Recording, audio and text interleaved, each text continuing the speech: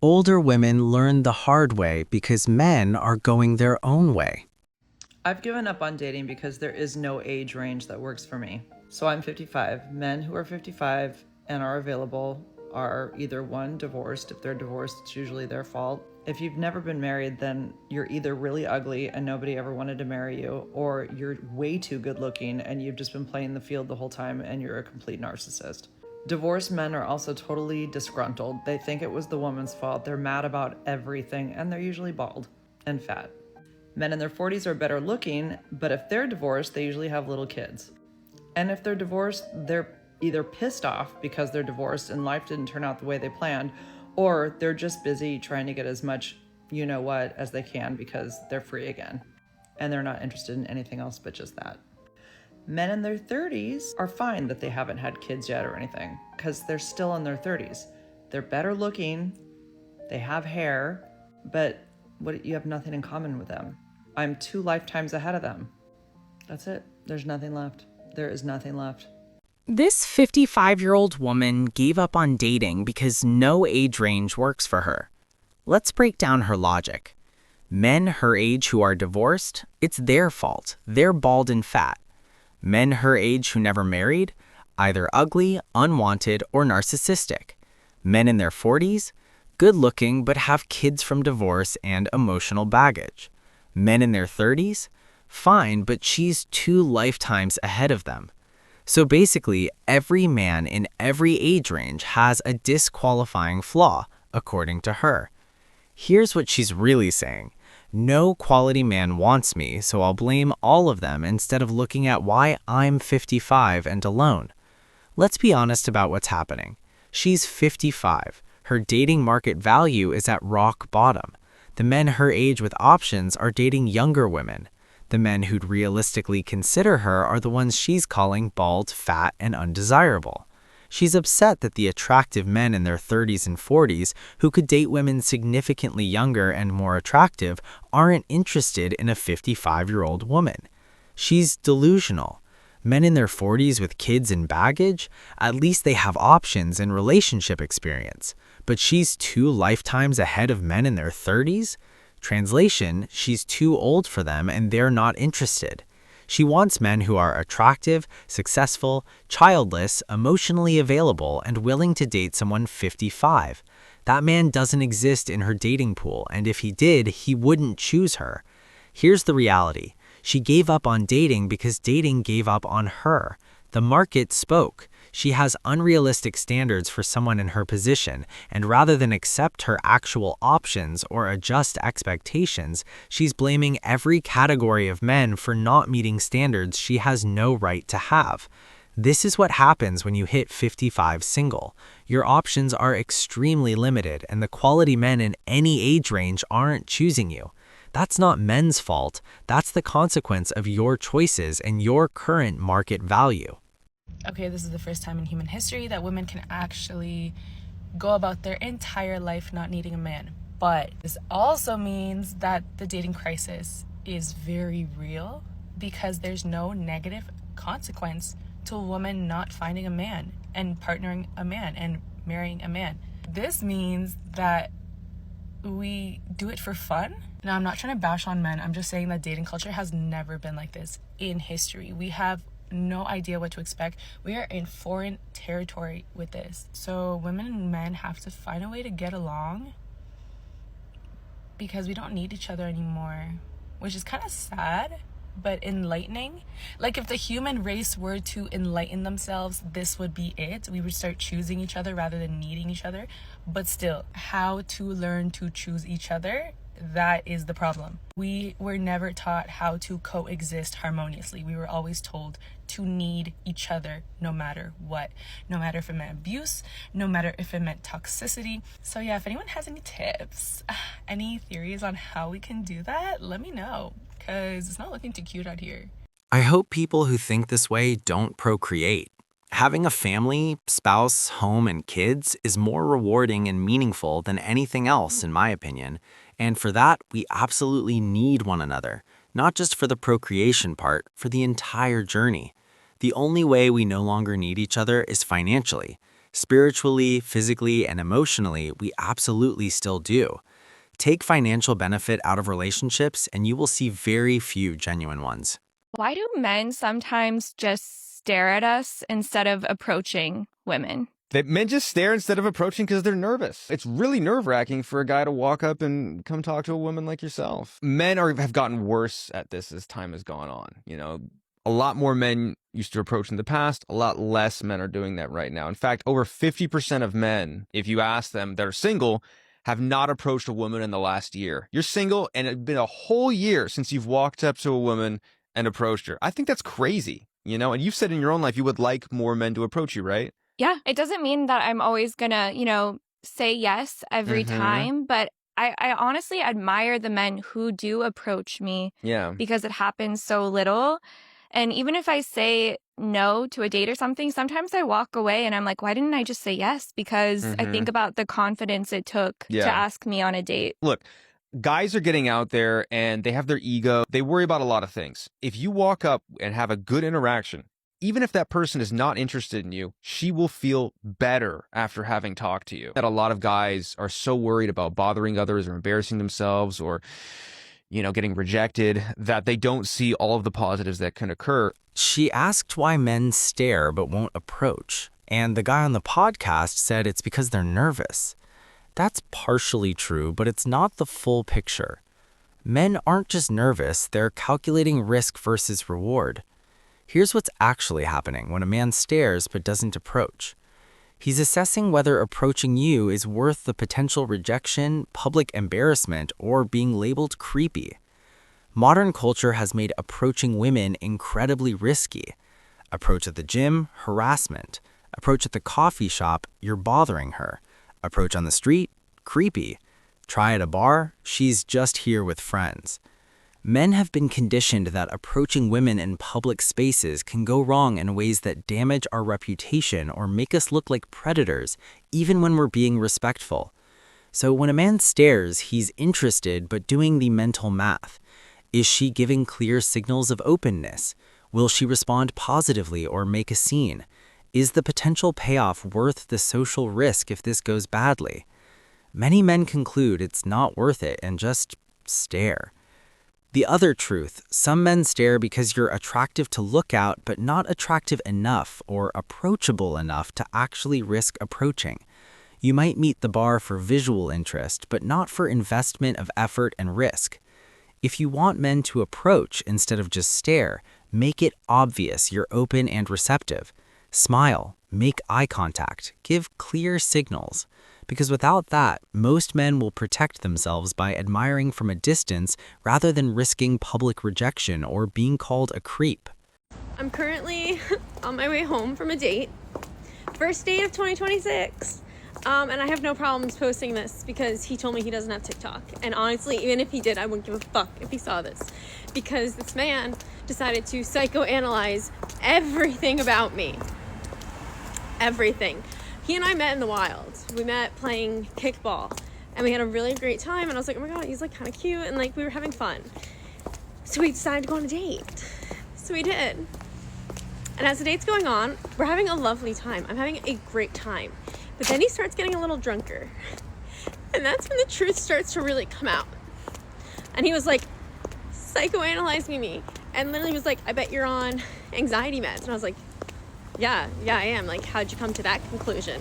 He's like, you just give those vibes. He was like, you're clearly a very sheltered person. You're clearly somebody who thinks you know everything and like has seen the world, but you don't know anything. And then he just starts going on and on and on about all the things that he's decided about me. In 2 hours, he's decided all of this about me to make me feel bad about myself. I have no idea. And he was like, then trying to question me, oh, how many relationships have you been in? I'm like, that's none of your business. He's like, I bet you've been in a lot of situationships but don't ever have a boyfriend. And I was like, wow, you really just have me all figured out. So we're starting the year off really strong, and I wish I could like make this funny, but at this point, like it's not funny. It's just mean. It's just mean. Sounds like he got a lot right. He just wants to know what he's getting into. If you're on anxiety meds, that just tells me you're aware that you need help and you took the time to get it. Also, you went through the feeling of giving up, fixing yourself on your own. He dodged a bullet, judging by this video. So let me tell you another fun dating story. This is how dating goes in your 40s. So I matched with this guy and we started chatting. Immediately seemed fun and cool, and he asked for my number. And I kind of suck at the apps. I get overwhelmed, and then I stop responding to people because there's too much to think about, and then the conversation dies because they're annoyed, and that's kind of how it goes, right? Yes, I am to blame a lot of the time. Anyways, he asked for my number, and I'm like, well, let's just give him my number because then I'll at least respond, probably, because it's easier than the apps. So we start texting. And he is a texter. So texting all the time, checking in, sending memes, sending gifts, like just all the time. And it was okay. Like, I like a guy to text, but this was a lot. And I knew that I probably wouldn't be able to keep up with his pace. So I kind of set the tone of how my pace would go. And he knew I'd respond when I can because I don't have all that extra time to like text at work and stuff. So he asks me out for Friday night. And I was busy Friday night, so we didn't go out. And then he texted me Saturday and asked me for Saturday. And he said he was going to go to the Lantern Festival with his niece and nephew. And I said, oh, I don't want to crash your night with your niece and your nephew. Let's just do it another night. And he said, okay, what about tomorrow? He said, tomorrow, I'm all yours. Let's go out tomorrow. And I was like, great, let's go out tomorrow. So he texts me on Sunday. And he says, we still on for tonight? And I said, yeah, I'm at volleyball. Now, it did take a little while to respond, but I said, I'm at volleyball. And when I'm done, yeah, let's do something. Okay, so then he responds and he sends me a picture of his face. And under his eye was all swollen, big swollen right here. And he said, I'm actually Instacare. And I said, well, what's going on? Now, backstory, he had sent me a bunch of pictures of different injuries he's had. And I was like, no, I don't want any more pictures of injuries. Like, I don't want to see them. So when he sent it, I immediately was like, why do I kind of not believe that this is a real picture? I was like, I kind of think you're trying to pull my leg because I didn't want to see any more pictures. And he's like, no, I promise. They think I'm having an allergic reaction to something, but just not sure what. And I was like, oh, they're probably going to give you Benadryl. And he said, yep, actually they did. And I said, you're going to want to sleep all day. And he said, yeah, well, they gave me some Benadryl, so I'm going to go home and take a nap, but we're still good for tonight, right? And I was like, sure, but go home and nap. So that was yesterday, which was Sunday at 2 o'clock. It is now Monday at 7 o'clock, and I haven't heard from this man. So my mind goes two different directions. My first thought is like, crap, is he okay? Like, should I check on him? And then my second thought is like, did I just get played by some man who really had something else going on? And his excuse was that he had to go to Instacare? So I don't reach out to men. Like, that's just not my thing. But should I be reaching out to make sure he's okay? Or am I a fool? And that was just his excuse. But why make an excuse if you're the one that asked me out Friday, Saturday, Sunday, and you were so excited and then disappear? Anyways, this is how dating goes. You talk to someone, you get excited, and then they disappear. Or you talk to someone and then they have an allergic reaction and then you never hear from them again. Or you talk to someone and they're really excited and you're not, and then you just don't know what you're going to get. I mean, half the time you're just going to get pictures of things that you didn't ask for. So that's how dating in your 40s goes. I'm not sure how to respond if he does reach back out, because men always come back. Let's be honest, they come back. And so I don't know if I hear him out or what. So if you're thinking about dating in your 40s, I mean, don't do it. I'd advise against it.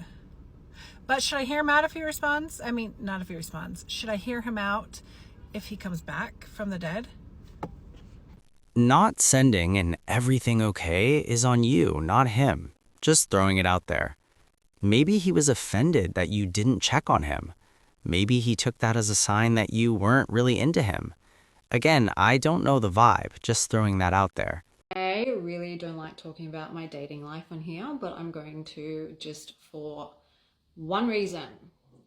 So I got stood up today, and this gentleman was frustrated and annoyed because the location was in the wrong place, because we had organized in one location.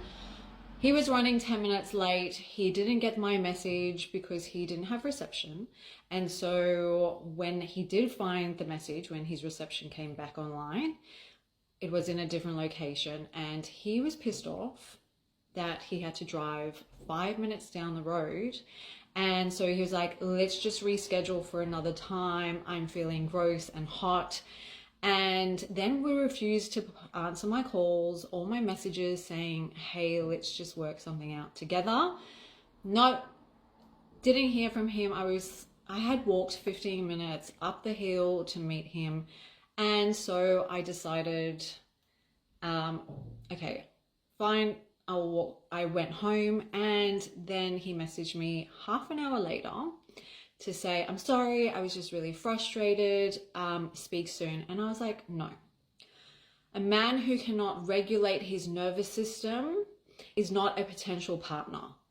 If he can't communicate, problem solve, and actually regulate himself to calm his nervous system down to get through stuff, then there is no hope for a relationship with a man like that. So if ladies, or gentlemen, if you're in a situation where you've just started dating someone and they show you these signs from the beginning, all I can say is run. Do not walk, run, and close that door, because it will only get worse. She got stood up. According to her, the young man was frustrated and annoyed because the location was in the wrong place. Wait, so you changed the location 20 minutes before the date? That's ridiculous and disrespectful of his time. Sounds like there's way more to this story than she's telling. Let me guess what actually happened. They had plans. He was already en route or prepared to go to the agreed location. Then 20 minutes before, she suddenly changes it, probably somewhere more convenient for her, farther from him, or completely different from what was discussed. He gets frustrated because she just disrespected his time and showed she doesn't value his effort. She probably didn't apologize or see the issue, maybe even got defensive about it. He decided she's inconsiderate, flaky, or high maintenance and bailed entirely rather than reward that behavior with his presence. Now she's framing it as he got annoyed about the location, when the real issue was her last-minute disrespect and lack of consideration. If you change plans 20 minutes before a first date, you're basically telling him, my convenience matters more than your time, and I expect you to just accommodate whatever I decide. That's a massive red flag.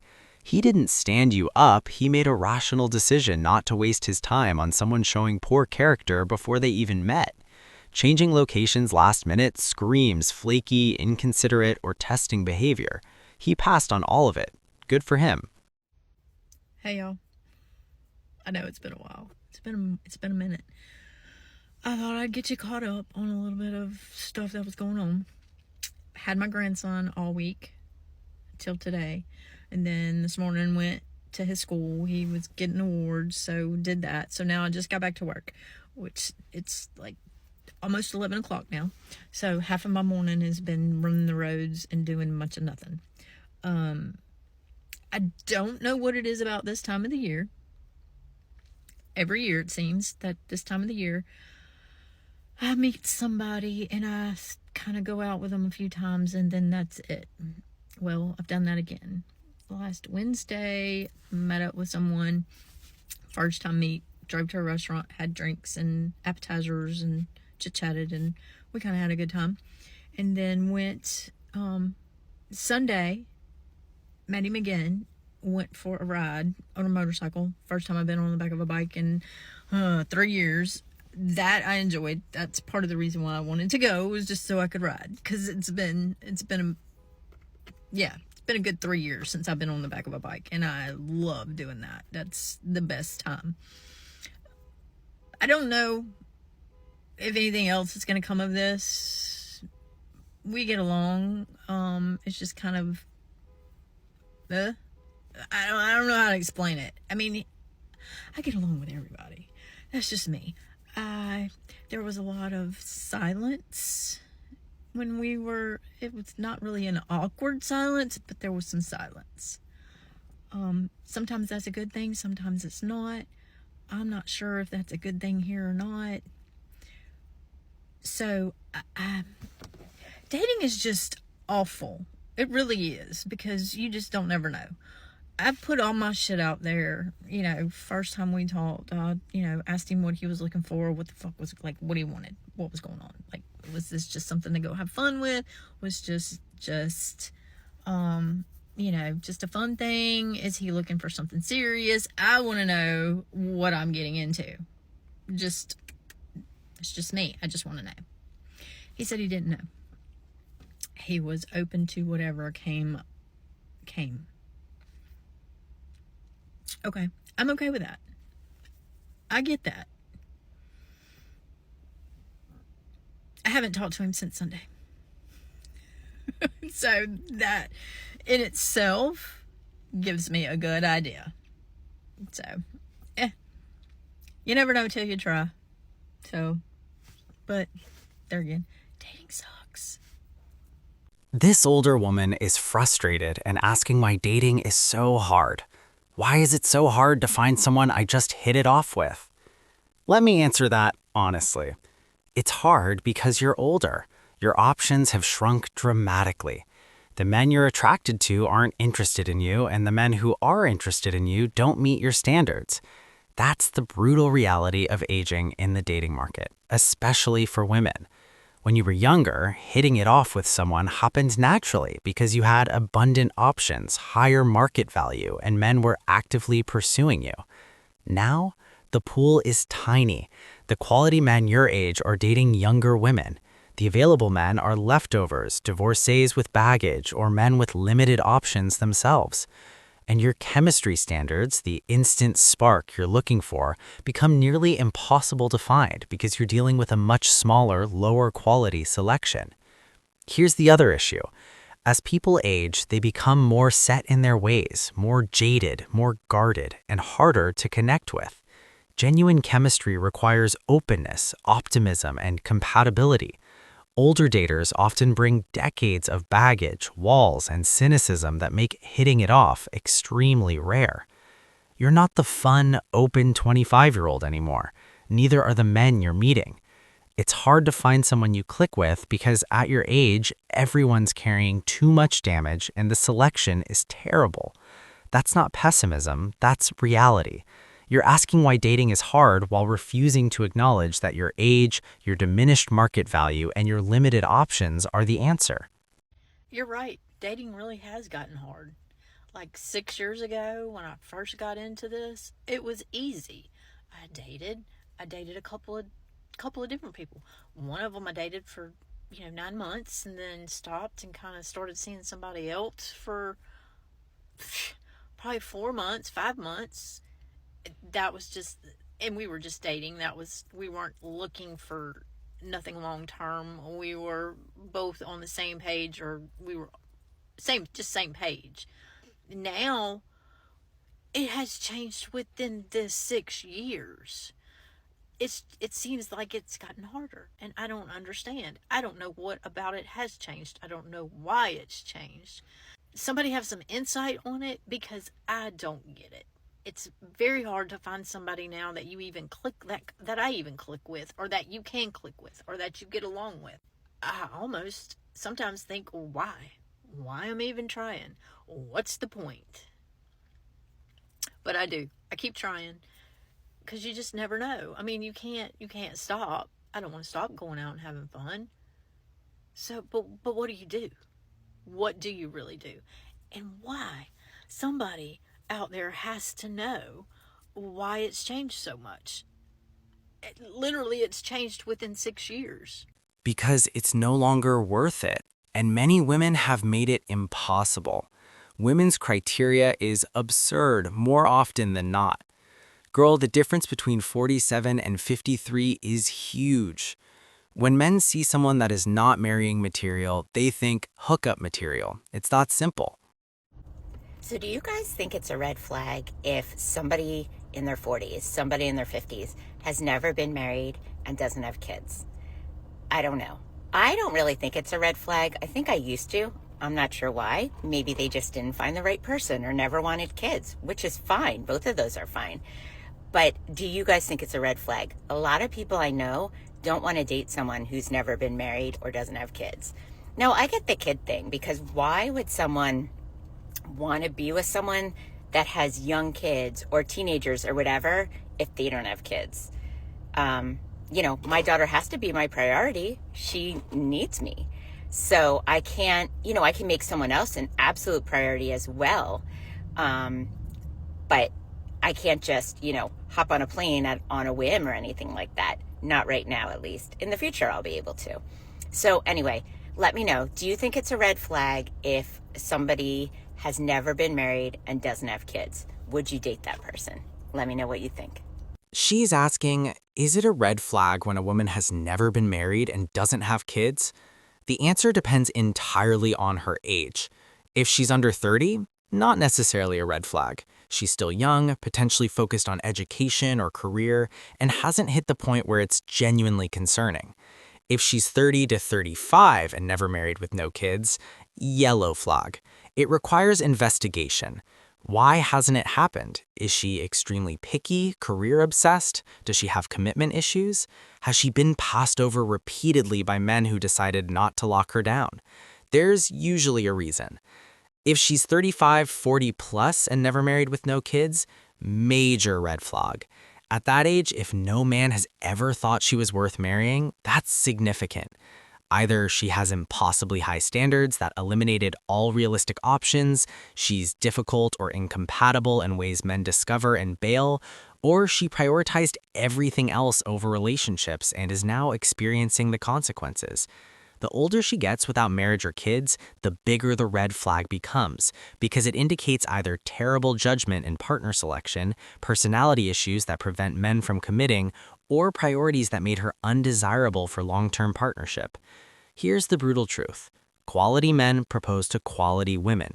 If she's been on the market for 20 plus years and nobody locked her down, the common denominator is her. So yes, it's a red flag, especially past 35.